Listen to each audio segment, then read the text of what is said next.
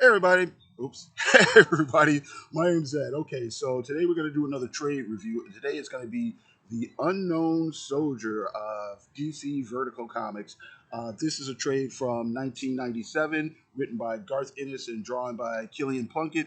The trade came out in 1998. My physical copy looks like it was printed in 2014.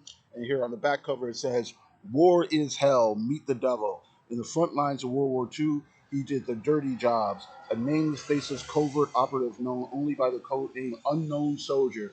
Then, after the end of the war, he vanished without a trace. Okay, so we're going to jump into it in a moment. Let's just back up a little bit.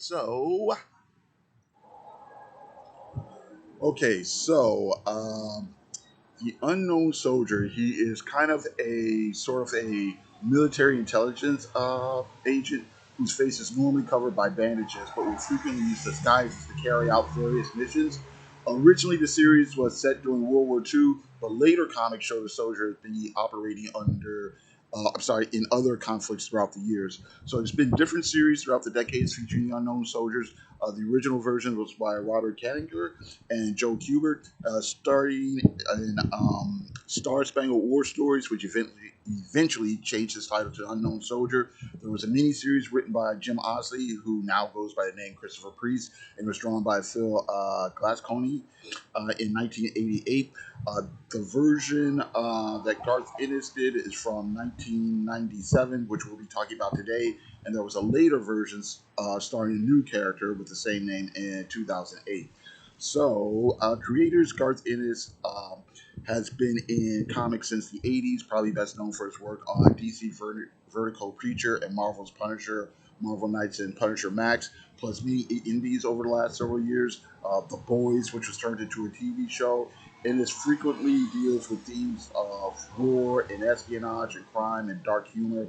Gillian Plunkett has been working since the 90s, DC, Marvel, Star Wars. It's on character designs for Star Wars TV shows. All right. Okay, so the plot is we have an uptight CIA agent named William Klein, and he's assigned desk duty after a mission. And while doing boring clerical work, is made aware of a person on the list who may be connected to an old case of political radicals. Clyde learns that this person is connected to the mystery of the Unknown Soldier, a legendary military special agent who may or may not exist. As Clyde is investigating, he comes under the attention of a shadowy CIA agents who are killing people as Clyde is trying to uncover the mystery of the Unknown Soldier. And as we follow him, we learn more about the Unknown Soldier in various United States wars, from World War II, involvement with the Middle East, Vietnam, and Nicaragua. Okay, so for the art, you have some really great covers by Tim Bradstreet. Okay, I'd say, well, Tim Bradstreet, he's done covers for comics. He's done commercial art for video games, movies, album covers. He's probably best known for doing comic book covers for like the Punisher, Punisher Max, and Hellblazer. Plinkett's art is kind of basic. Is simple and straightforward layouts. The panel arrangements are straight on. There's not a lot of confusing angles. The storytelling continuity from panel to panel and page to page is actually quite smooth, and its line work is a little scratchy looking, but it's kind of clear in detail. I'd say Gillian Plunkett's art gives the visual kind of a gritty feel. The colors are by Ellie DeVille and are dark and in some places kind of muddy, but it's not a huge problem as the tone of the story is dark as well. Lots of browns, blue grays. A brighter color palette might have weakened the atmosphere, although I think this comic actually could have worked as in flat black and white. So just to give you a quick example, here's some Bradstreet art, right? Okay, and just put some random stuff here from the interiors. Here's a case of something that's kind of weird and muddy. But pow. Okay. Zowie.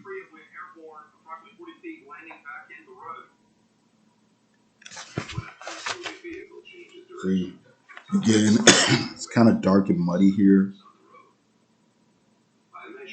But I guess that's okay.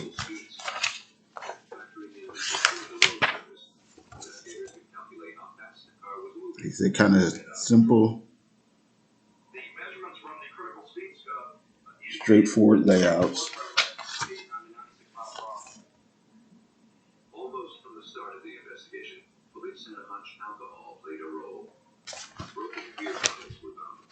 Nah, without giving too much away.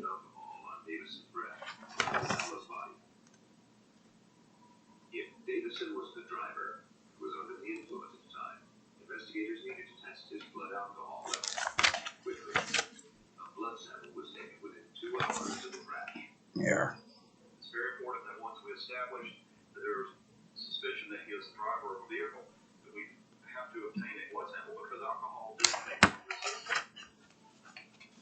And let's see here.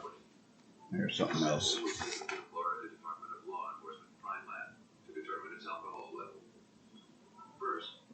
Alrighty.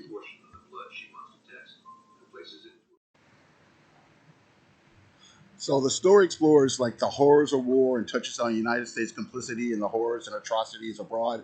Despite pretending to have the moral high ground, the soldier is shown to be a scary and mysterious figure. His instability kind of mirrors U.S. complicity in various political regime upheavals over the years. I'd say the story is tight and well written, decent dialogue. It's a bit sarcastic, but it moves the story along in a fun way. I think the story is probably aided in the fact that it's only 4 issues. The limited space probably forced Ennis to keep the story tight and fast moving. Interesting twist, and I couldn't say I could guess where the story was going next.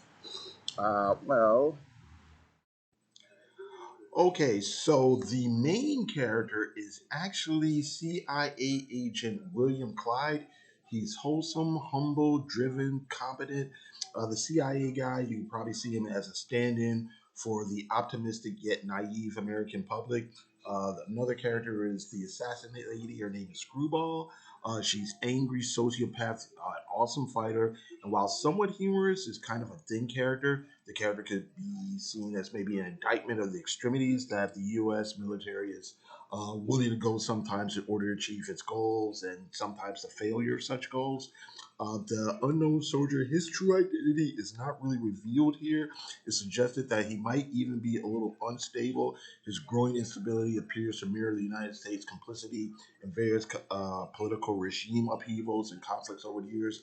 And as time go by, and as wars get dirtier, the justification for foreign intervention becomes less righteous, and the unknown soldier starts seeing his cause as a little less noble. So okay, and we do see certain military atrocities, and we see them mainly through the eyes of the CIA agent and those survivors and veterans of past wars. We see not only the horrors of the Holocaust, but the installation of the Shah of Iran, things going on in Vietnam, the U.S. backed death squads in Nicaragua. Clyde learns the history of the unknown soldier and how he may have been involved in those various incidents. These gruesome acts are presented matter of fact, and while Clyde doesn't question them on panel, the interpretation is kind of left open to consider that it's not seen as a good thing, but probably or possibly perhaps a necessary thing, at least on the part of the USA and U.S. foreign policy. Ennis doesn't seem to be making a judgment himself. While depicting as harsh and gruesome, the moral implications of these actions are mostly left up to the reader. Okay, so to wrap it up, Unknown Soldier Trade is an interesting tale that spans several decades, and it takes a harsh look at the America's military involvement in different conflicts.